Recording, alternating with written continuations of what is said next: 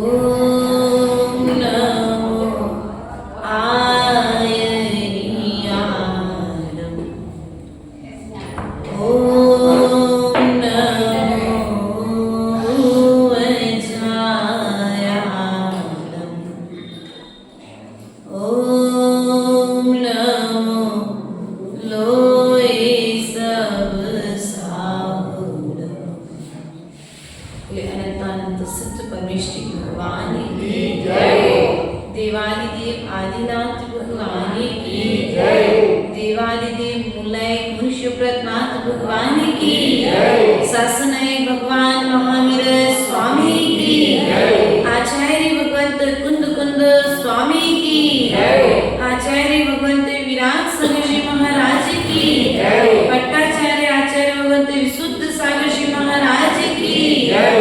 मम दीक्षा शिक्षा दाता 108 विभव सागर जी महाराज की जय। गाद सांग जिनवाणी माता की जय। हरिकरत श्री सिद्धेश्वरी माता जी की जय। वंदनीय हरिका संघ की जय। श्रीमत जैन शासन की जय। मोहेन संप्रतम ज्ञानम स्वभावं लभते नहीं मत्ता पुमान पदार्थानां यथा मदन कौद्रवी। आचार्य भगवंत पूज्यपाद स्वामी इष्टोपदेश ग्रंथराज की कारिका में कहते हैं कि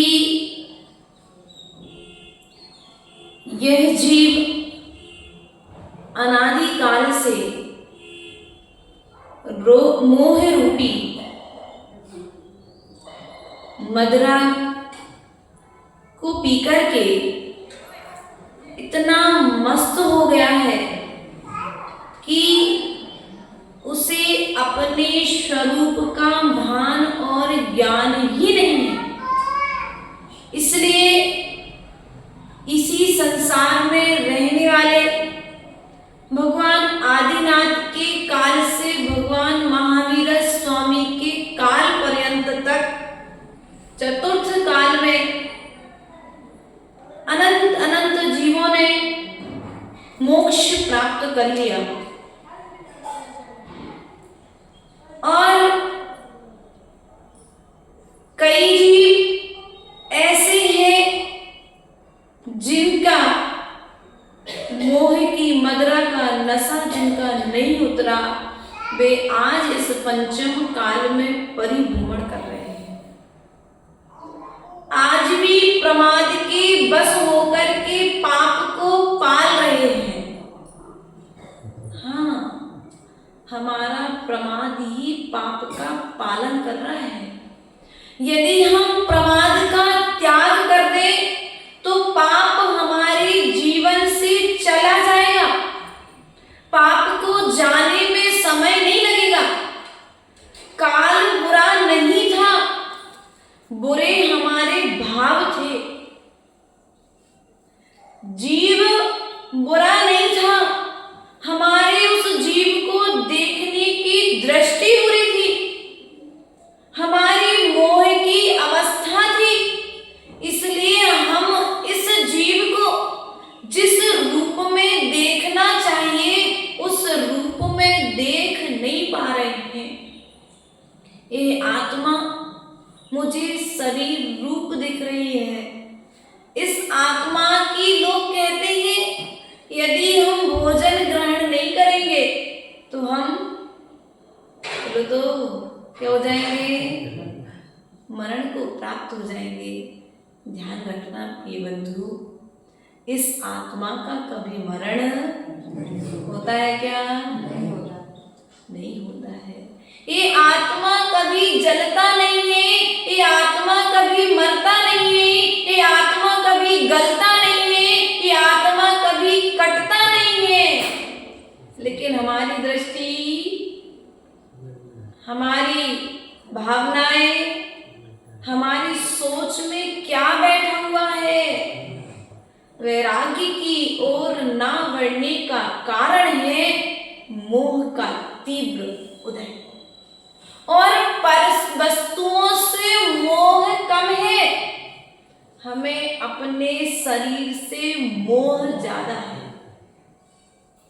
पत्नी से मोह नहीं है इतना ज्यादा जितना शरीर से मोह है।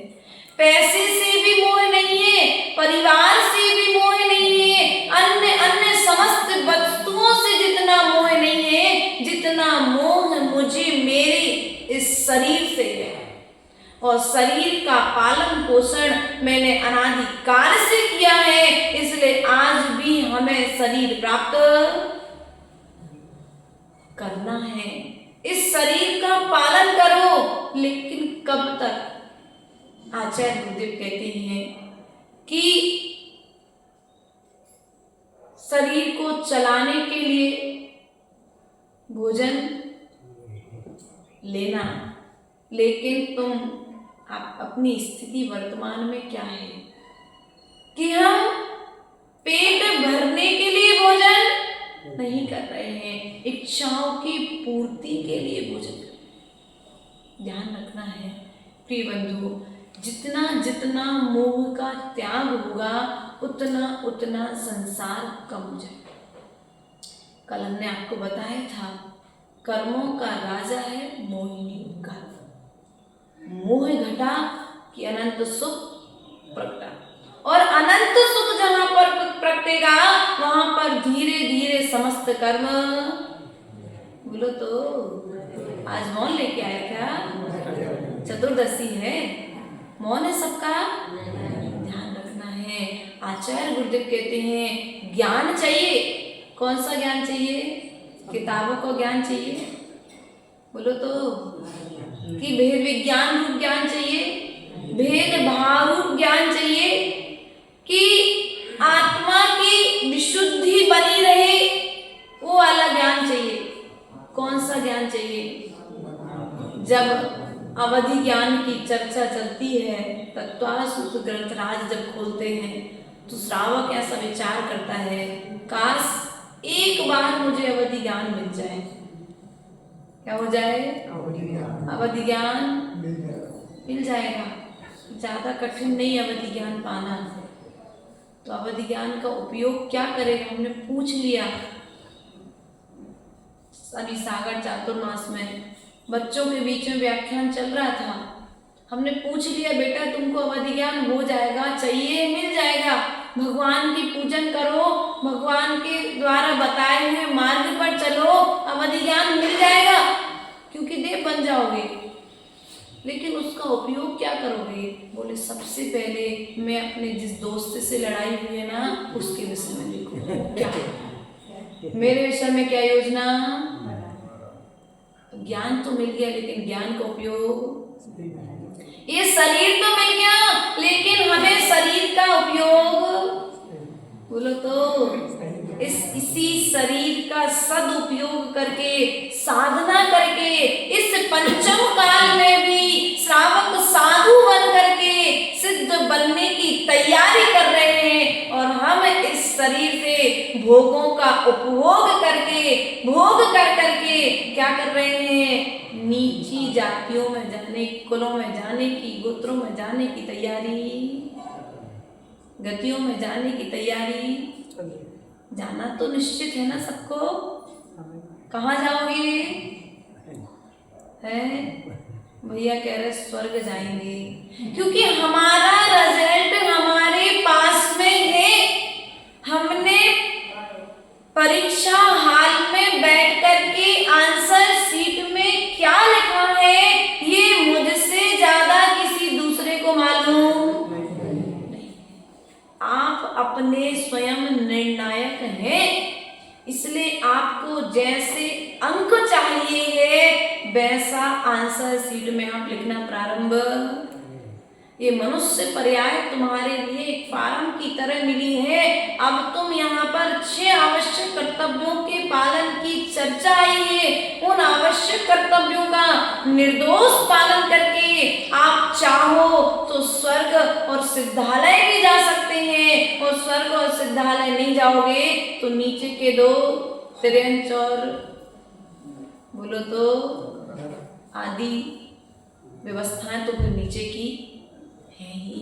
इसलिए प्रयास और पुरुषार्थ करना है। इस मनुष्य पर्याय को पा करके हमारे लिए पाप का बंध नहीं करना है। हम प्रमाद को पाल रहे हैं यह कह करके पंचम काल है। क्या है? नमोकार मंत्र बदला क्या? बोलो तो। नमोकार मंत्र नहीं बदला, विधान के मंत्र नहीं बदले।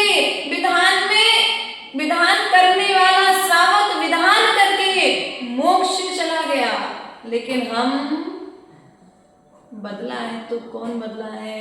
नमोकार मंत्र नहीं बदला, मुनियों का आचरण नहीं बदला, जिनवाणी में लिखी हुई बातें नहीं बदली, लेकिन बदला है तो यह व्यक्ति का व्यवहार बदला है, व्यक्ति के भाव बदले हैं। इसलिए पंचम काल में भी व्यक्ति पंचम गति की तैयारी नहीं कर पा रहा है।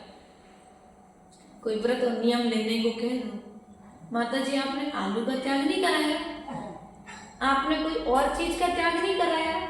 नहीं भैया, आलू का त्याग कराने में ठीक है आप कर दोगे, लेकिन हमको ऐसा लगता है जितने समय आप नमोकार मंत्र को जप लोगे उतने में आप ज्यादा निर्जरा कर लोगे। आलू का त्याग करके, आदि अभक्ष्य वस्तुओं का त्याग करके आप कर्म निर्जरा कितनी कर पाओगे ये तो नहीं पता, लेकिन इतना हमें निश्चित मालूम है कि जितने समय आप नमोकार मंत्र निर्दोष तरीके से पढ़ोगे उतने समय निश्चित ही आपकी कोई ना किसी भाव के कर्मों की निर्जरा निश्चित होगी कि नहीं होगी?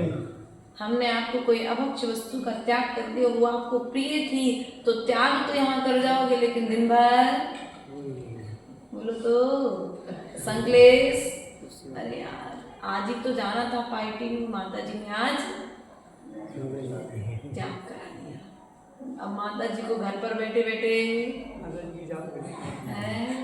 माता जी की एग्जाम चालू हो जाएगी। माता जी ने नियम दिला दिया, माता जी ने नियम दिला दिया। इसलिए प्रिय बंधु, यदि हमें अपना कल्याण करना है, मिथ्यात्व से छूटना है, आचार्य भगवान कहते हैं सम्यक्त्व की आराधना करो, सम्यक्त्व के आचरण की ओर बढ़ो, क्योंकि पंचम काल में चारित्र तुम अपने सामर्थ्य के अनुसार पालन कर पाओगे, लेकिन सम्यक्त्व का तो निर्दोष पालन करने का पुरुषार्थ। श्रावक होकर के सम्यक दर्शन का यदि निर्दोष पालन नहीं कर पाए तो ये मनुष्य पर्याय पाना भी तुम्हारा निरर्थक है। जब त्रयंच गति के एक स्यार के लिए उपदेश मिलता है नियम के लिए, तो वह उस रात्रि भोजन त्याग के लिए पालन कर लेता है, फिर सम्यक को प्राप्त हो जाता है। एक नियम को श्रद्धा पूर्वक शंका नहीं करता है, आकांक्षा नहीं करता है, किसी भी प्रकार की कोई भावना नहीं रखता है कि मुनिराज ने मुझे संबोधन दिया है, रात्रि भोजन त्याग कराया है, काय को त्याग करा दिया? अश्रद्धान। अगर मैं रात्रि भोजन त्याग करूंगा तो निश्चित ही मैं भगवान बन जाऊंगा, इस प्रकार की शंका। ऐसे कौन से ग्रंथों में लिखा है कि रात्रि भोजन त्याग करने वाला स्वर्ग जाएगा? ऐसी शंका। और हम क्या करते हैं, हम भगवान को उठा लेते हैं, कलश को उठा लेते हैं और अपने आप को इतना महान मान लेते हैं कि दूसरे को फिर ध्यान रखना है प्रिय बंधु, भगवान को उठाने वाला भी महान है, भगवान के कलश को उठाने वाला भी महान है, रात्रि भोजन त्याग करने वाला भी महान है, लेकिन जो इनसे विपरीत आचरण करना है वो क्या है? संसार में दुखों को उठाने वाला है। इसलिए प्रयास और पुरुषार्थ करना है कि हमें मनुष्य पर्याय जो मिली है, इस मनुष्य पर्याय में आकर के हमें मोह का त्याग करके अपने जीवन को साधनामय जीवन बनाना है, साधनमय जीवन नहीं बनाना है। हमारा सुबह से लेकर के शाम तक पुरुषार्थ चल रहा है साधनों की पूर्ति में। अब साधनों को जब एकत्रित कर लिया है तो साधनों में ऐसा एक साधन देखो कि आपने जो 24 घंटे में साधन एकत्रित किए हैं, उन साधनों में ऐसा कौन सा साधन है जो तुम्हें आत्मा की आराधना करा दे? आप सुबह से शाम तक बाजार में घूमे, मेले में घूमे, ऐसी कोई वस्तु लेकर के आए जो तुम्हें आत्मा की आराधना करा दे, आत्मा तक पहुंचा दे, आत्मा की बात बता दे? नहीं लेकर के आए। क्यों? क्योंकि हमने तो मात्र शरीर को ही जाना है, इस शरीर के पोषण के साधनों को ही एकत्रित किया है, इसलिए आज तक आत्मा की साधना पा रहे हैं क्या?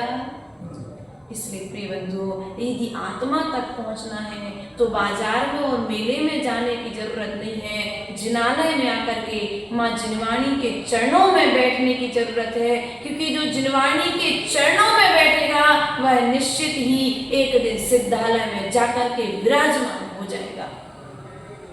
जब सर्प के लिए णमुकार मंत्र सुनाया गया तो वह सर्प भी सम्यक दर्शन को प्राप्त हो गया। जब जटायु पक्षी के लिए णमुकार मंत्र सुनाया गया, अणुव्रतों का संबोधन दिया गया, तो वह भी व्रती हो गया, उसने भी नियम धारण कर लिए। एक बैल के लिए णमुकार मंत्र सुनाया तो श्रद्धान के बल पर वह स्वर्ग चला गया। और हम मनुष्य, एक श्वान भी णमुकार मंत्र को सुनकर के जब स्वर्ग जा सकता है, तो क्या णमुकार मंत्र पर श्रद्धान करके हम मनुष्य पंचम काल में स्वर्ग बोलो तो जा सकते कि नहीं जा सकते? लेकिन श्रद्धान, णमुकार मंत्र पर श्रद्धान है क्या? णमुकार मंत्र पर यदि श्रद्धान हो जाए और कोई कहीं पर जाने की जरूरत नहीं है। जब जब आप णमुकार मंत्र पढ़ेंगे आपके समस्त पाप कर्म नष्ट। लेकिन हमारा श्रद्धान दुनिया के देवों पर तो है, लेकिन अनंत देव की वाणी पर हमारा विश्वास नहीं है। अभी हम सम्यक दृष्टि भी, सम्यक दृष्टि के आचार्य भगवंत ने 8 गुण 77 गुण बताए हैं। पढ़ो रयनसार ग्रंथ आचार्य भगवंत कुंद कुंद स्वामी का। 77 गुणों में 8 गुण समंत्र भद्र स्वामी ने अपने रत्नकृत श्रावकाचार्य में बताए हैं। 8 गुणों के अलावा भी और अन्य गुणों की चर्चा है। सम्यक दर्शन के लिए 41 कारिकाएं दी हैं और ज्ञान के लिए मात्र 4 कारिकाएं दी हैं। चारित्र के लिए बाकी और कारिकाएं दी हैं।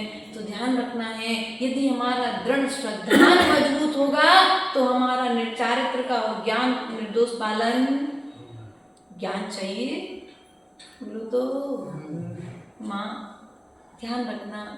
यदि बच्चे को ज्ञान चाहिए है, बच्चे की बुद्धि को विकसित करना है, तो अनंत देव के चरणों में लेकर के आओ, कहीं और ले जाकर के घुमाने की जरूरत नहीं।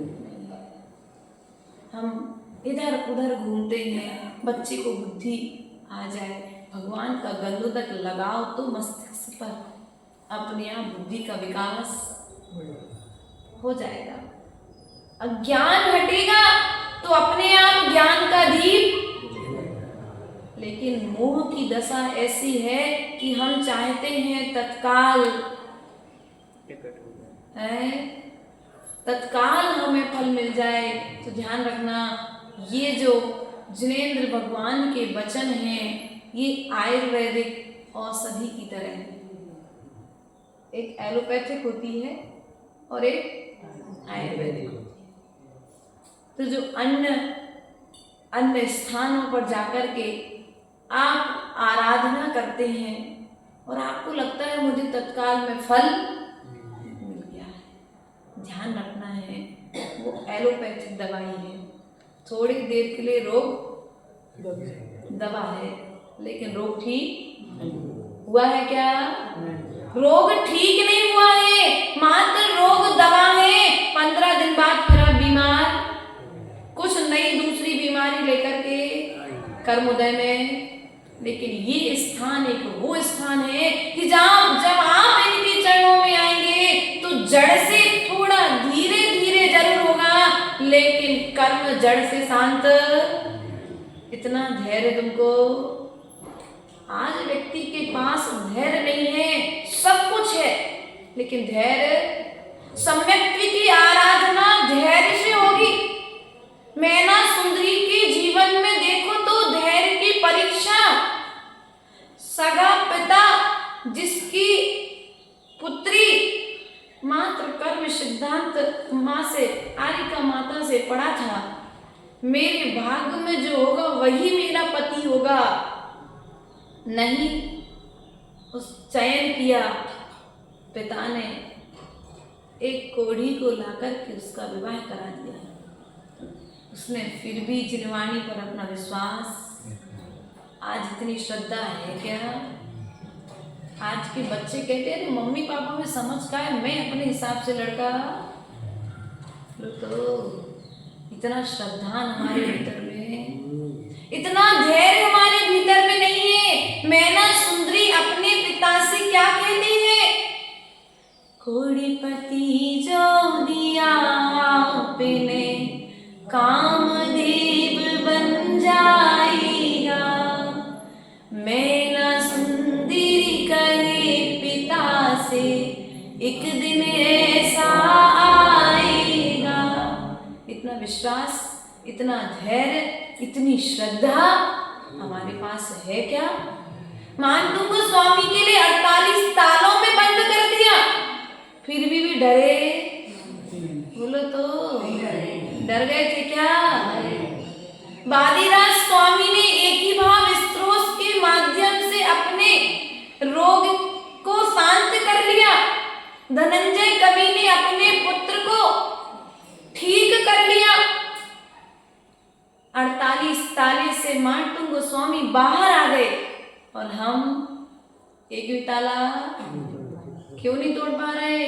क्योंकि हमारे अंदर उतनी भक्ति, विश्वास नहीं है, भगवान के प्रति विश्वास नहीं है। दुनिया में किसी के प्रति विश्वास करो या ना करो, एकमात्र जिनेन्द्र देव पर विश्वास कर लेना, तो भी तुम पंचम काल में पार हो जाओगे। और इन पर ऐसे विश्वास नहीं किया, देव, शास्त्र और गुरु, यदि गुरु तुम्हारे लिए हर रोज नहीं मिल सकते, शास्त्र सुनाने वाला कोई नहीं मिले, तो एक बालक बता करके भगवान के चरणों में बैठ जाना, अपनी समस्त समस्याएं भगवान से कह देना, अब तुम ही हमारे लिए सब कुछ हो, ऐसा कह देना भगवान से, तो तुम्हारा कर्म का उदय जो असाता में आया है वह धीरे से क्या होगा? साता में परिवर्तित थोड़ा सा समय लगेगा। प्रिय बंधु, अपने सम्यक्त्व का निर्दोष यदि पालन करना है तो मोह को घटाने का पुरुषार्थ करो, मोह को हटाने का पुरुषार्थ करो, क्योंकि जब धीरे धीरे धूल हटती है तो नीचे से पानी निकल आता है। उसी प्रकार से जब यह कर्मों की धूल हटेगी तो क्या होगा? हमारा स्वभाव प्रकट होगा। जैसे बादल सूर्य को अधिक समय तक नहीं ढक पाते हैं, उसी प्रकार से ये जो कर्म हैं, ज्ञानावर्णी, दर्शनावर्णी आदि जो 8 कर्म हैं, ये हमारे स्वभाव को अधिक समय तक नहीं ढक पाएंगे। बस हमें पुरुषार्थ करने की आवश्यकता है। हमने पंचम काल कह करके पंचम काल के अनुरूप अपने परिणामों को हमने कर लिया है, हम जिनवाणी के आचरण को नहीं कर रहे हैं, इसलिए पंचम काल में भी हम पाप को भोग रहे हैं। इसी पंचम काल में साधक साधना करके सुख का भोग कर रहा है, और उसी पंचम काल में तुम विराधना करके क्या कर रहे हो? दुख का भोग कर रहे कि नहीं कर रहे हो? जब मंदिर में आते हो तो लगता होगा स्वर्ग में आ गए, है ना? कभी कभी ऐसी अनुभूति होती कि नहीं होती? हम तो भगवान के पास बैठते हैं, यही विचार करते हैं कि जैसे यहाँ पर ही भगवान विराजमान है, ऐसे नंदीश्वर के जिनालयों में 5-5 धनुष ऊंची प्रतिमाएं विराजमान, बोलो तो होंगी कि नहीं होंगी? पंचमेरु पर ये पांडुशिला बना करके तुमने यहाँ पर रखी हुई है। यहाँ पर भद्रशाल वन, नंदन वन, सोमनस वन, पांडुक वन, पांडुशिला पर विराजमान करके तुम भगवान को अभिषेक रोज करते हो, तो भावना करते कि नहीं करते? ऐसे ही स्वधर्मेंद्र भगवान को उठा करके ले जाता होगा, और जिस प्रकार से हम यहाँ पर अभिषेक कर रहे हैं, ऐसे वहां पर वही भगवान का अभिषेक भावना करते कि नहीं करते? नहीं, सुबह से उठे और आकर के अभिषेक ऐसा तो नहीं करते। एक कलश तो ढारना है, नहीं, जैसे जैसे देखो उस जल का भी तो सदुपयोग देखो कि वह जल भी जब भगवान की चरणों की संगति कर रहा है तो मस्तिष्क पर लगाने के योग हो रहा है, और हम जब भगवान के जिनेन्द्र देव के द्वारा बताए हुए आचरण को करेंगे तो हम क्या पूज्यता को प्राप्त नहीं होंगे क्या? हो जाएंगे ना, तो प्रयास और पुरुषार्थ करना है कि पंचम काल में जो श्रावक के लिए 8 गुण बताए गए हैं, निःसंकित, निःकांक्षित, निर्भी चिकित्सा, अमूढ़ दृष्टि, उपगूहन, स्थितिकरण, वात्सल्य और प्रभावना। आचार्य भगवान कहते हैं प्रभावना करने के लिए कुछ भी नहीं करना है, मात्र अपने भीतर में वात्सल्य अंग को रखना है, उपगूहन अंग का निर्दोष पालन करना है। आप सम्यक दृष्टि हो, बोलो तो हो कि नहीं हो? व्यवहार से तो सम्यक दृष्टि। इन 8 अंगों का पालन कर रहे हैं कि नहीं कर रहे हैं? देव शास्त्र गुरु के भक्त हैं, इस अपेक्षा से कह सकते हो कि हम सम्यक दृष्टि हैं, लेकिन भीतर में क्या है सो आपसे ज्यादा अच्छा कोई दूसरा जानता है कि नहीं जानता है? आप कितने निसंकित हैं, भगवान के वचनों पर कितना विश्वास रखते हैं, आप भगवान के चरणों में आकर के भगवान से आकांक्षा तो नहीं कर रहे, किसी प्रकार की इच्छा तो नहीं रख रहे कि ये भगवान मैं आपका अभिषेक कर रहा हूँ तो मेरा भी सौधर्मेंद्र अभिषेक करे, ऐसी इच्छा तो नहीं रख रहे।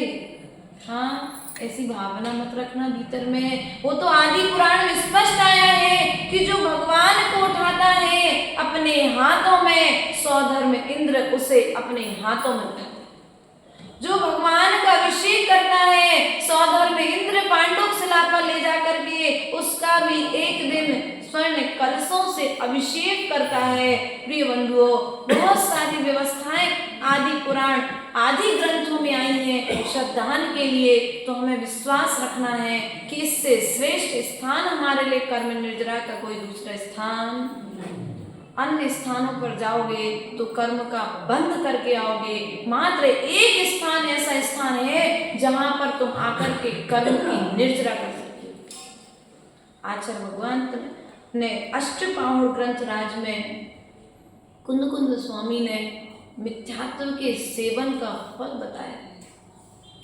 लाख वेश्याओं के सेवन का जितना पाप लगता है उतना पाप मिथ्यात्व के सेवन का लगता है, अर्थात मिथ्यात्व देवों को नमस्कार करने का लगता है। जो पाप आप जीवन भर नहीं कर रहे हैं, लेकिन मात्र एक मिथ्यात्व को नमस्कार करने से, मिथ्यात्व के चरण शरण में जाने से आप वो फल को भोग रहे हैं कि नहीं भोग रहे हैं। इसलिए प्रयास और पुरुषार्थ करना है। इस पंचम काल में हम यदि अपने प्रमाद का त्याग करेंगे तो निर्दोष सम्यक्त्व का पालन कर पाएंगे, और जब निर्दोष सम्यक्त्व का पालन करेंगे तो निश्चित ही एक दिन जाकर के सिद्ध शिला पर विराजमान हो जाएंगे। क्योंकि आपको भी सिद्ध शिला पर जाना है, हमको भी सिद्ध शिला में जाकर के विराजमान होना है, सिद्ध बनकर के विराजमान होना है। निवोदिया जी बनकर के तो किसी को जाना है क्या? नहीं जाना है। सबको सिद्ध भगवान बनकर के जाना है, कर्मों का क्षय करके जाना है। तो यहाँ पर कर्मों का क्षय होगा, निसंकित, निकांक्षित, निर्भी चिकित्सा, गिलानी नहीं करना किसी भी चीज से, साधु से, साधु के भक्त से। यदि कभी किसी के लिए किसी भी प्रकार की बीमारी हो, राजा उद्यान का नाम आता है निर्भी चिकित्सा अंग में। भैया जी ने तो आपको पढ़ाया होगा, सुनाया होगा। 8 कहानियां आप पढ़ लेना, ज़्यादा कुछ ग्रंथों की पढ़ने की जरूरत नहीं है। इन 8 कहानियों का यदि आपने बार बार पढ़ लिया और बस वही 8 गुण, 77 तो हमने आपको बताए हैं, अब 77 में आपका अगर इतने सारे गुण कौन करेगा चिंतन, मात्र 8 गुणों का चिंतन कर लो। भैया जी हमारे सामायिक का चिंतन 8 गुण होते हैं प्राय करके। हम एक ही चीज का चिंतन सदा करते रहते हैं, हम कितने सम्यक दृष्टि। क्योंकि चारित्र का तो कालगत जो व्यवस्था है उसके अनुसार हम निर्दोष पालन करने में, पुरुषार्थ में लगे हुए हैं, लेकिन सम्यक्त्व को तो हमारे हाथ में है। सम्यक्त्व का पालन हमारे हाथ में है। चारित्र की कुछ व्यवस्थाएं हमारे अनुसार है, कुछ श्रावक के अनुसार है।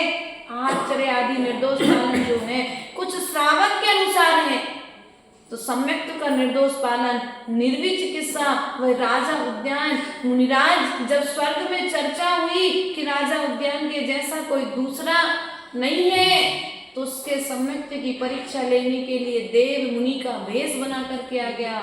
मुनिराज का पड़गाहन किया और वमन, जब वो देव आया था उसने वमन कर दिया।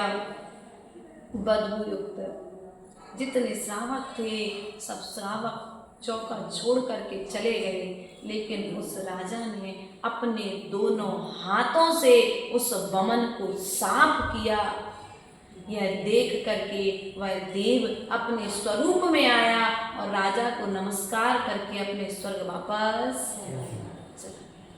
तो हो सकता है पता नहीं कौन सा देव तुम्हारे सम्यक्त की परीक्षा लेने के लिए कब आ जाए। इसलिए अपने श्रद्धान को मजबूत रखो, इधर उधर भटकने की जरूरत, अमूढ़ दृष्टि, उसके पश्चात में उपगूहन, स्थितीकरण, वात्सल्य।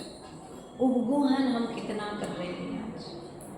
कहीं की कोई बात हमारी नजर में आती है, देखो साधु की बात तो ठीक है, श्रावक की भी यदि कोई बात हमको पता पड़ जाए, उसको क्या करो, पहले ढाको। माता जी आप छुपाने की बात करते हो, नहीं, हम छुपाने की बात नहीं करते, उसको ढक करके उसे छुड़ाने की बात करते हैं। वह सेठ धन्य है, एक बहरूपी ने क्षुल्लक का भेष बनाया, मंदिर का सोना चांदी चुरा करके भागा, कोतवाल उसके पीछे पीछे भागे और वह बहरूपिया जाकर के सेठ के घर में घुस गया। सेठ को मालूम है कि वो हमारे घर में है, लेकिन जैसे ही कोतवाल पहुंचे तो सेठ ने कह दिया कि वो हमारे घर पर आए हैं हमारे घर पर, लेकिन वो जो सोना चांदी लेकर के आए हैं ना, वो मैंने ही मंगाया। क्या कहा उन्होंने, वो सोना चांदी सब, और आपकी जगह कोई और होता तो पहले नंबर। अब सेठ के ने तो पाप ढक लिया, अरे यार सेठ तो बहुत गलत व्यक्ति है, उसको अच्छा दंड दिलाना चाहिए था ना। नहीं, सेठ के मन में ऐसा था कि देखो आज ये जिस भेष को धारण किया है, भले ही बहरूपिया है, लेकिन इस भेष में यदि किसी को ज्ञात हो गया तो कभी कोई निर्ग्रंथ मुद्रा, क्षुल्लक आदि की मुद्रा पर विश्वास, अर्थात जैन मत पर से सभी का विश्वास उठ जाएगा। सो उसने उस अवस्था में वहां पर जब उस बहरूपिये ने यह विचार किया कि देखो सेठ ने मेरा दोष छिपा लिया, फिर सेठ ने उसे समझाया, समझाने के पश्चात में उसे स्थितीकरण किया और स्थितीकरण करके फिर वह अपने स्थान पर चला गया। तो हमें प्रयास और पुरुषार्थ करना है सम्यक्त के पालन के लिए, उपगूहन और स्थितीकरण। अब उपगूहन और स्थितीकरण अंग का पालन बिना वात्सल्य के नहीं हो सकता। जैसे आपके घर में जितना प्रेम आप अपने पुत्र से करते हैं, उतना ही प्रेम आपको सृष्टि के प्रत्येक पत्ते से, अर्थात प्रत्येक व्यक्ति से करना चाहिए। अपने पड़ोसी से भी प्रेम करना चाहिए, साधकों से भी प्रेम करना चाहिए, साधुओं से भी प्रेम करना चाहिए, त्यागी व्रतियों से भी प्रेम करना चाहिए। क्योंकि जब आपका बच्चा कोई गलती करके आता है तो आप क्या करते हो, भैया मेरा बच्चा तो ऐसी गलती, पहले उस गलती को ढांकते हो, छुपाते हो, सामने वालों की नजरों में गिरने से पहले अपने बच्चे को बचाते हो, फिर उसके पश्चात में दरवाजा बंद करते हो, बच्चे को अकेले में बैठ करके समझाते हो, उस पाप को समझा करके आप सुधार देते हो, उसके सुधार करा देते हो।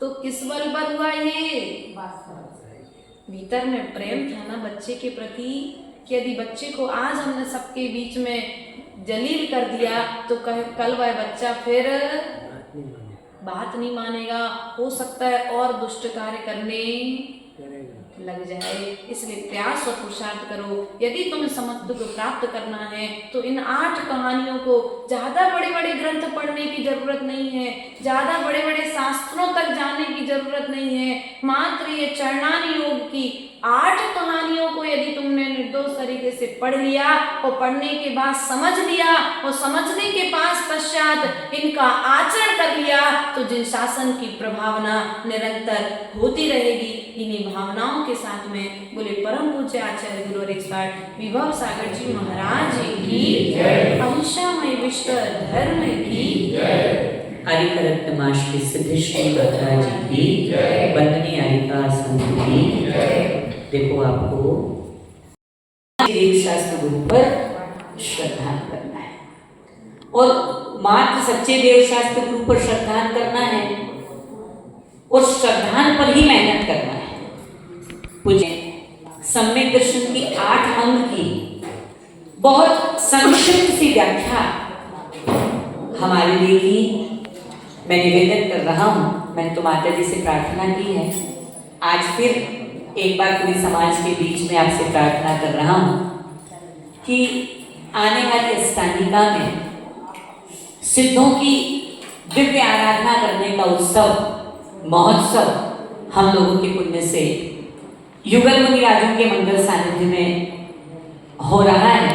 हम चाहते हैं कि मुनि राजों के सानिध्य के साथ हमको आपका भी मंगल सानिध्य जरूर जरूर प्राप्त हो जाए और हम अनंतानंद सिद्धों की आराधना करने का सौभाग्य प्राप्त कर लें। और आप सबसे भी निवेदन कर रहा हूँ कि अभी तक यदि आपने मन नहीं बनाया सिद्धों की आराधना करने का, उपासना करने का, महापात्र बनने का, तो जरूर मन बना लीजिए। माता जी ने कहा ना कि श्रद्धा मजबूत रखो, जो तुम्हारा है वो कोई ले नहीं सकता और जो तुम्हारा नहीं है तुम कितना ही बैठ जाओ दुकान खोल के वो कभी मिले। विश्वास करना, एक व्यक्ति सुबह 6 बजे से बैठता है रात को 10 बजे तक, लेकिन फिर भी 10 रुपए नहीं कमाता, और एक व्यक्ति 2 घंटे की दुकान खोलता है और 10,000 कमा लेता है। क्यों? क्योंकि जो मिलेगा वो इनकी बदौलत ही। भगवान देता हुआ दिखता नहीं, लेकिन उनके बिना कुछ मिलता नहीं। ये निश्चित है। आप जरूर अपने मनोभाव को बनाइए कि इस बार जरूर जरूर सिद्धों की आराधना करने का सौभाग्य। दिनेश भाई साहब मन बनाइए कि सिद्धों की आराधना करने का महान उत्सव हमारे नगर में मुनि राजों के सानिध्य में प्राप्त हो रहा है, तो जरूर बन जाए। सौदन में हमारे बन चुके हैं, कुबेर हमारे बन चुके हैं, महायज्ञ नायक हमारे बन चुके हैं और श्रीपाल मैना सुंदरी हमारे बन चुके हैं, ईशान इंद्र लगभग बन चुके हैं, सानक कुमार भी लगभग बन